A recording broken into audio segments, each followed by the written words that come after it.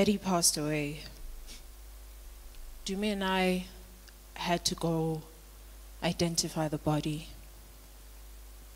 And I remember when we got there, the nurse was like, "You guys are so young.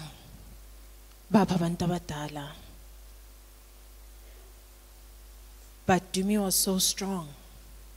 And I think that's where I get my strength from right now. When I went to see his body yesterday, it wasn't him. I felt like I was looking at his suit. And I remembered what he said, that our bodies are just that. They are just that. He has brought new meaning to the words, to live is Christ and to die is gain. We might ask questions. I had a lot of questions.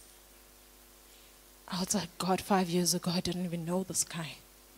Why bring him into my life so I can depend on him only to take him away? But God is still God. And what comforts me is the fact that I saw God in Dumi. God lived through him. And for me, I could never fit in with other people, with my peers, because I'm also a spiritual person, and I felt like sometimes I was too deep. But when I met him, I saw a reflection of myself, and I was like, finally, someone who understands, someone who won't judge me. We would have conversations and go on and on and on about God. And I know that everyone is hurt. I know I'm not the only one that's hurting. But I want you guys to know that no one has power to take somebody else's life. We are not that powerful as human beings. The God that Dumi believed in was a God of miracles. And if he wanted him to live, he would have lived. If God wanted him to be healed, he would have been healed. But it was time.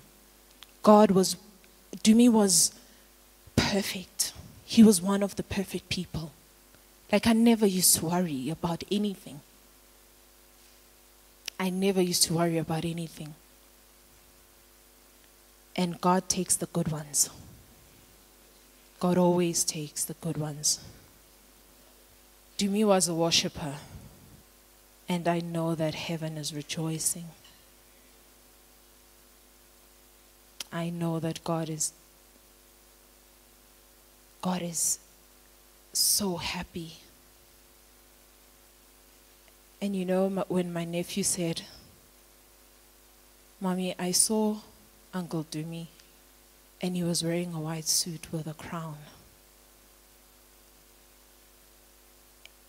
And I just pictured that. And I was like, yes, I wouldn't expect anything less. So I want us to stand up right now and worship God, because that's what Dumi did. And that's what Dumi would want out of this. He would want us to praise the God that he served, to worship him.